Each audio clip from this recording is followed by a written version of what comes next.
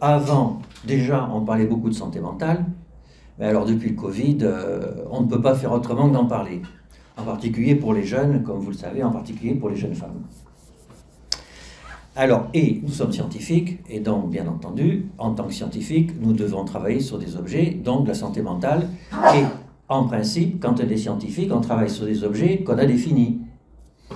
Et donc, il faut définir la santé mentale, et puis son cousin germain, qui est la psychiatrie. Et je ne vais pas le faire avec vous parce qu'on a peu de temps, mais si je vous disais quelle est votre définition de la santé mentale, quelle est votre définition de la psychiatrie, eh bien, il y aurait un blanc. Et c'est juste la traduction de ce qui se passe dans la littérature internationale. Et donc on va essayer, là, dans le quart d'heure qui reste, de rentrer dans les définitions, parce que c'est important, donc c'est quand même la base, de savoir de quoi on parle. Et puis vous verrez que, vous savez, c'est comme en thérapie, quand il y a des choses qu'on a du mal à exprimer, en général, c'est important de travailler dessus parce que c'est un symptôme, le fait qu'on n'arrive pas à dire ce que c'est. Et vous allez voir que ça va marcher. C'est-à-dire que le fait de ne pas savoir de quoi on parle quand on parle de santé mentale et de psychiatrie, eh bien, ça traduit des symptômes. Alors, bien sûr, la santé mentale, c'est en écho à la santé. Et là, on a des tartes à la crème de définition de la santé. Alors, je vais quand même commencer par avant celle de l'OMS, parce qu'il y en avait avant. En France, on en avait une que je trouve absolument, elle est extrêmement belle, très courte. La vie dans le silence des organes. Donc c'était... On vient juste de commencer. Merci beaucoup. Donc, c'est Le Riche qui dit ça. Alors, on s'est rendu compte il y a quelques années que ça avait été un abominable antisémite pendant la Seconde Guerre mondiale, etc. etc. Donc aujourd'hui, on se rend compte que des grandes personnes n'étaient pas si grandes que ça par ailleurs, donc il faut le dire. Mais en tout cas, sa définition de médecin de la santé, moi je trouve qu'en quelques mots, la vie dans le silence des organes, c'est extrêmement beau, c'est-à-dire que il y a la vie d'abord dans la santé, et puis en fait, c'est quand on ne se rend pas compte qu'on a un corps et tout ça, on est en bonne santé. Et puis voilà.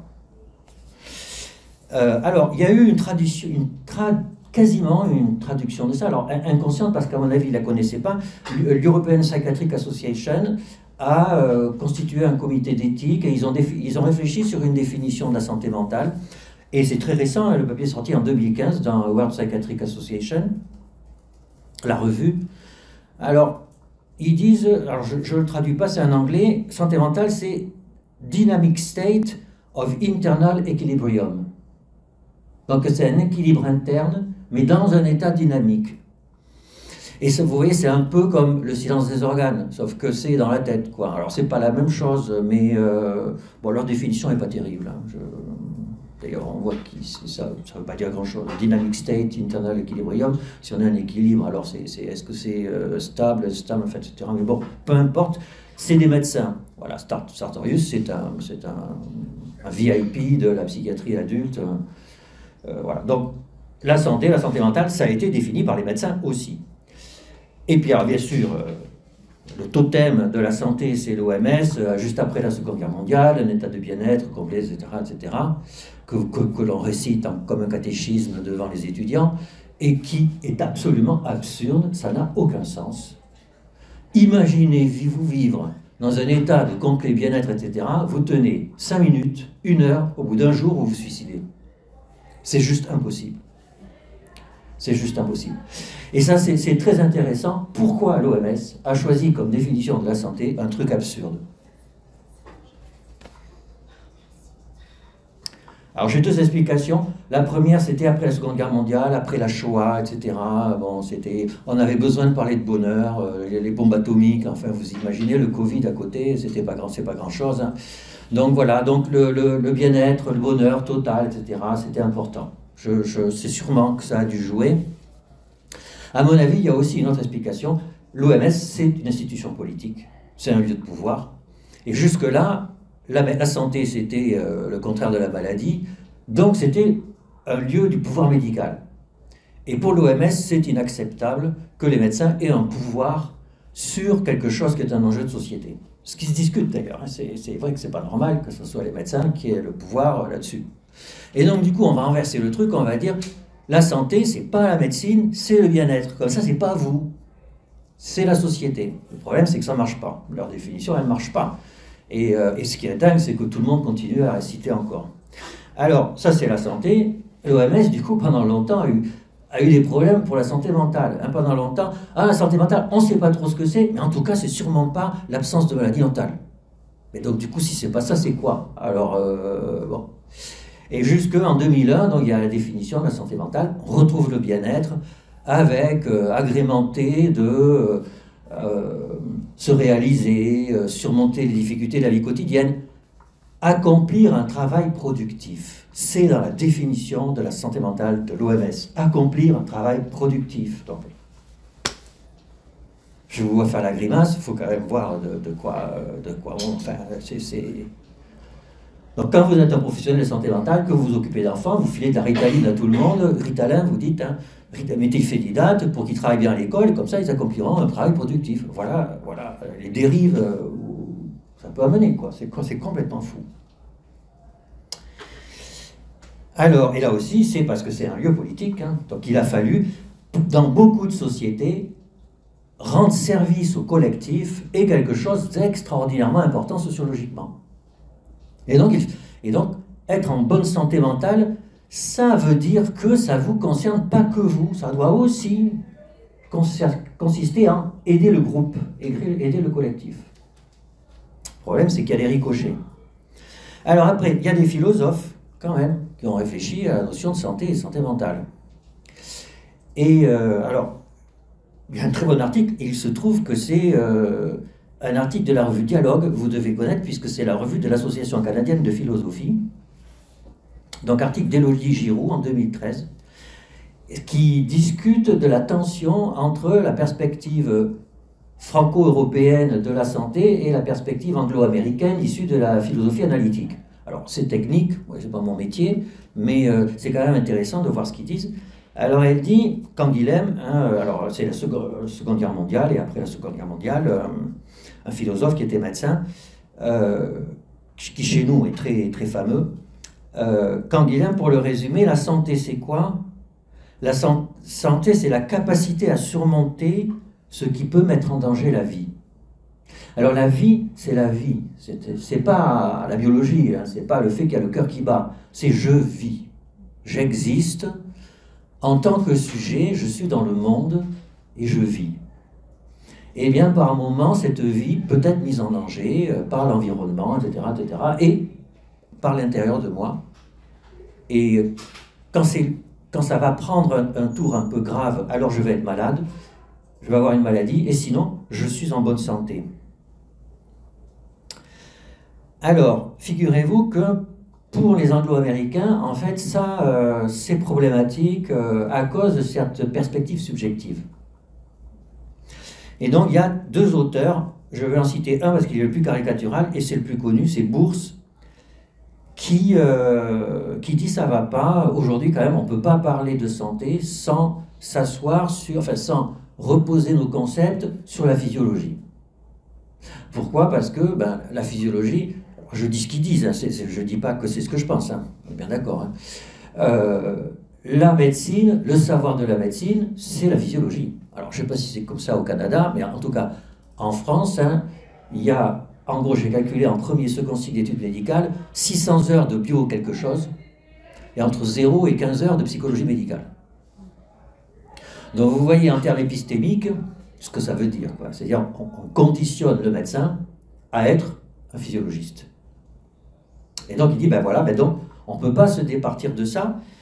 Et alors il dit, voilà, il développe le concept de design d'espèce, c'est-à-dire qu'on est une espèce, crocodile, la fourmi, nous, et du coup on a des capacités, on a développé, chaque espèce, des capacités qui nous permettent de nous reproduire et de vivre. Alors le crocodile, ça va être d'avoir une température basse, etc., de pouvoir manger beaucoup et après pas beaucoup pendant très très très longtemps. Et puis nous, on a un gros cerveau, on parle, etc., et ça nous permet de reproduire, et puis voilà. C'est donc, il y a un design d'espèce, et la santé, ce qui correspond à la capacité fonctionnelle liée à ce design d'espèce. Alors, il dit, ben voilà, alors par exemple, nous on parle, on discute, mais on parle plus ou moins bien. Et ben si, comme un patient qui n'a pas de langage, ben, lui, il a, c'est bon? C'est bon? Oui. Donc, il a pas de langage et du coup, ben, s'il n'est pas aidé, ça ne va pas marcher, hein, il ne va pas pouvoir entrer dans la vie en société, etc. Et donc, et pareil pour le crocodile, ben, s'il n'est pas fort, ben, il va se faire manger par les autres.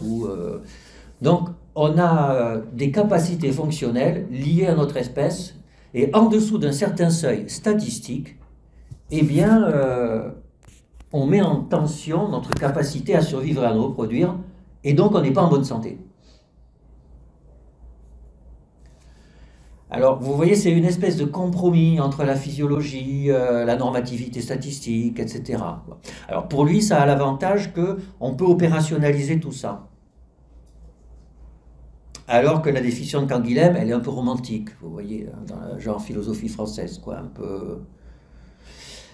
Alors, il y a un débat entre une position extrêmement fonctionnaliste et puis une position... alors moi je sais mes mots, hein, mais je dirais un peu plus existentialiste, ça ne doit pas être bon. Hein, mais... Alors, je pense que quand même, quand on est professionnel de santé publique, en particulier dans le domaine de santé mentale, on doit quand même se poser la question de quelle santé on parle là. Parce que ça a un véritable enjeu. Et je pense que ça peut se résumer en une métaphore. Vous voyez, une voiture peut tomber en panne. Alors on peut dire pour rigoler, est-ce que ta voiture est en bonne santé? C'est une métaphore, en gros... ma voiture n'est pas en bonne santé, elle a 150 000 km, je n'ai pas fait de révision, etc. Mais en dehors de la métaphore, est-ce que vous considérez qu'une voiture peut être en bonne santé? Eh bien, je crois qu'on n'est pas tous d'accord là-dessus. Voilà. Je crois qu'il y a des gens qui considèrent qu'après tout, vous voyez la définition de Bourse, une voiture a des capacités fonctionnelles et a une normativité. Une Ferrari, c'est pas la même chose qu'une voiture électrique, etc., etc. Et qu'en dessous d'un certain seuil, du coup, ça va poser problème. Elle va pas pouvoir m'amener au travail, etc. Et donc, elle est malade, quoi. Sinon, elle a bonne santé. Et il y a des gens qui vont considérer que non, on ne peut pas dire qu'une voiture est en bonne santé. Ça n'a pas de sens, quasiment en termes éthiques. Eh bien, il faudrait quand même qu'on se mette d'accord sur... c'est quand même un choix important. C'est quand même un choix important. Alors maintenant, si j'en arrive à la santé mentale, du côté des philosophes, alors c'est compliqué. Canguilhem est pas très à l'aise, n'a pas tellement abordé, en dehors de notes de bas de page, la question de la santé mentale. Mais ça s'applique, hein, capacité à ce qui peut... notre capacité à surmonter ce qui peut mettre en danger la vie. Mais les troubles psychiatriques mettent en danger la vie. Là, il y a le suicide, c'est quand même manifestement un cas, mais même quand vous êtes profondément déprimé, il n'y a plus de vie. Hein. Vous êtes sidéré par un truc. Et d'ailleurs, si vous êtes profondément déprimé tout seul, vous allez mourir. Hein. Donc en fait, le concept de Canguilhem, il marche avec la santé mentale, hein. Sauf que c'est avec l'intériorité. Alors, pour Bourse, capacité fonctionnelle au-dessus d'un niveau typique. C'est cognitif, hein. Il y a des capacités fonctionnelles cognitives, et quand elles sont altérées, alors il y a un problème de santé mentale. Alors, ok, mais je reviens avec la voiture, on peut se poser la question, est-ce qu'une voiture est en bonne santé? Est-ce qu'une voiture a une bonne santé mentale? Alors là, non. Alors vous me direz, c'est normal, mais est-ce que ChatGPT a une bonne santé mentale? Alors vous me direz, on dit qu'elle hallucine, enfin, d'ailleurs, c'est pas des hallucinations entre nous. C'est un il. C'est un il, voilà, alors, d'accord. Pourquoi pas un il?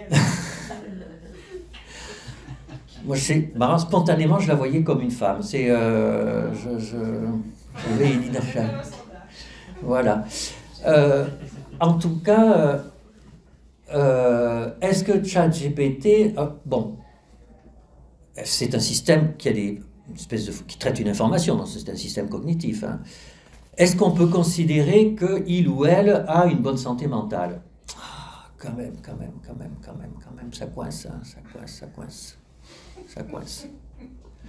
Vous voyez, mais là aussi, je ne suis pas sûr que tout le monde soit d'accord là-dessus. Alors, j'en arrive très rapidement à la fin, ok, donc vous voyez déjà, si on n'est pas d'accord là-dessus, quand on va faire de la politique de santé mentale, on va faire quoi là-dedans?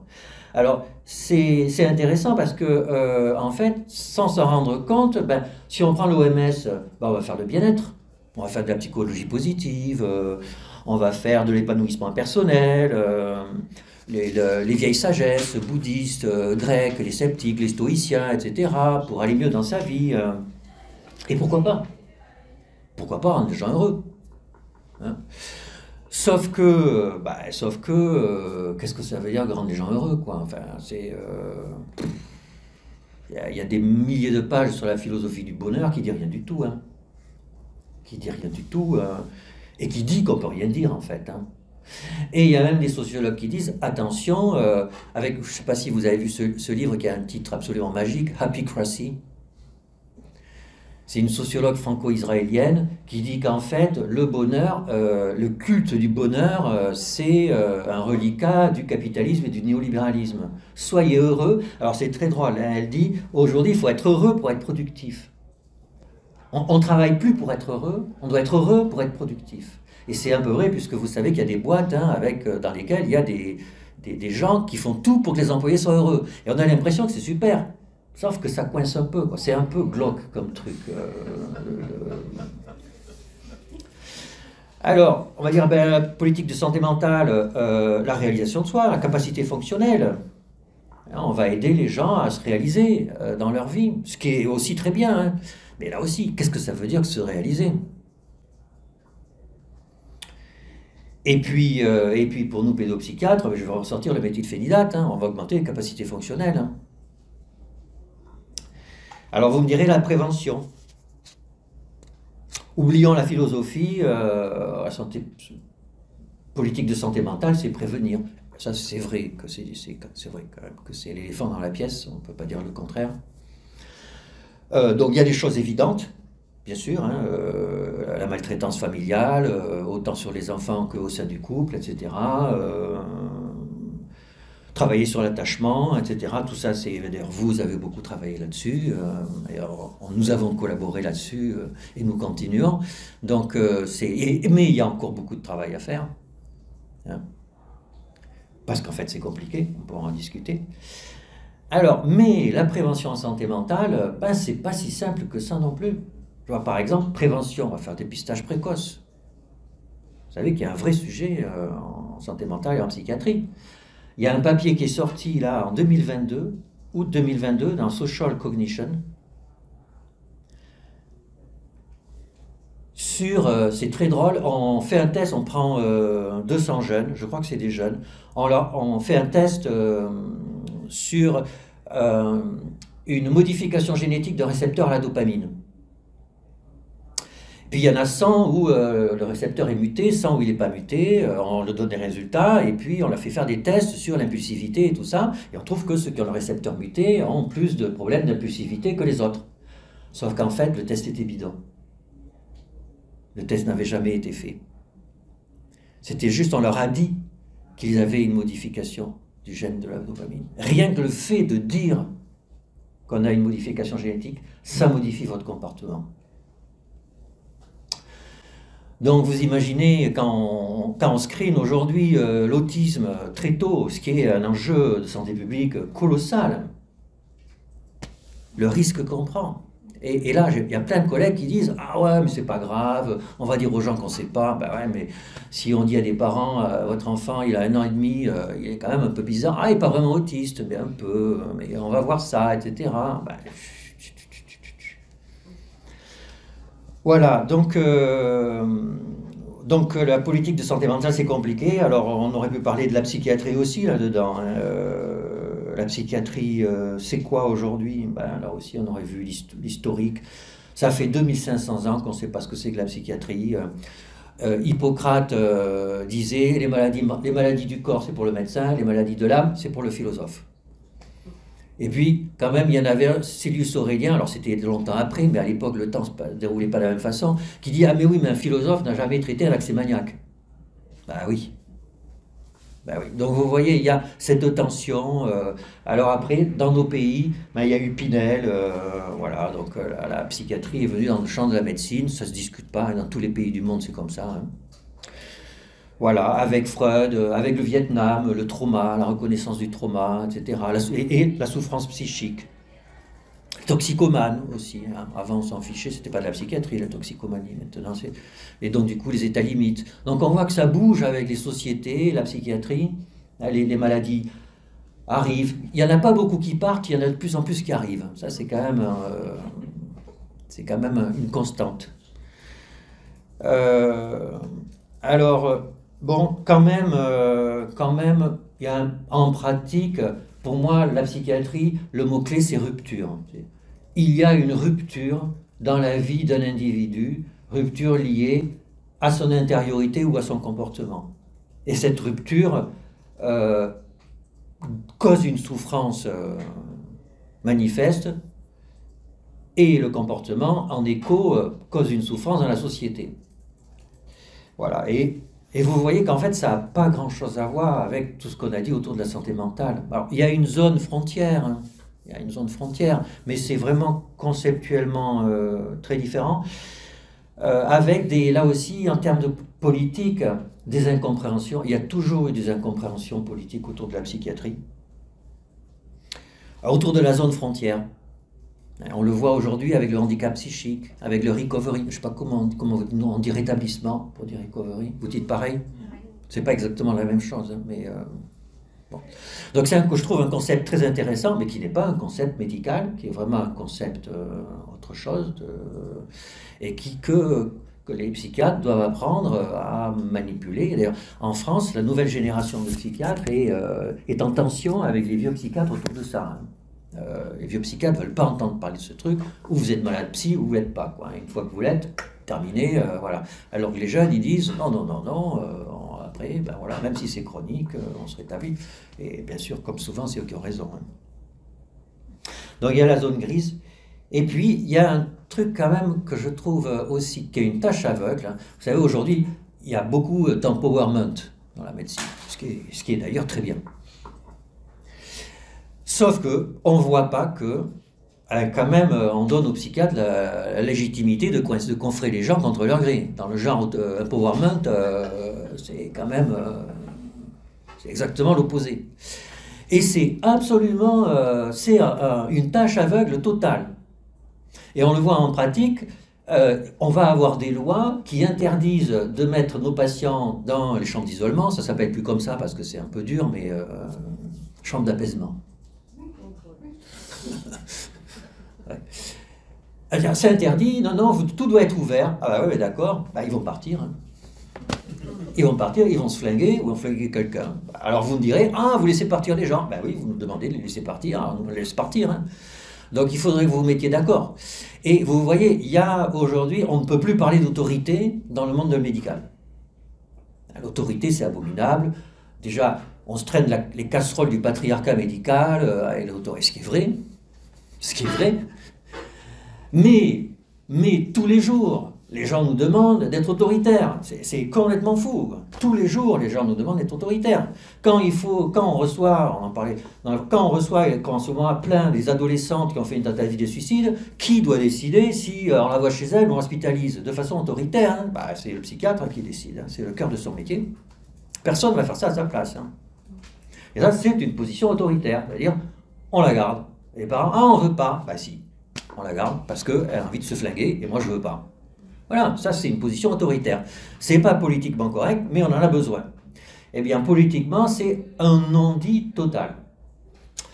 Voilà ce que je voulais vous dire. Donc, j'ai essayé de déconstruire un peu. Vous rigolez, ça a été déconstruit, c'est ça.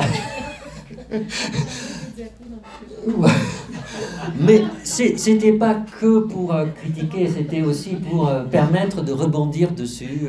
Puis c'était pas une position dépressive, hein, c'était quand même. Voilà. Merci pour votre attention.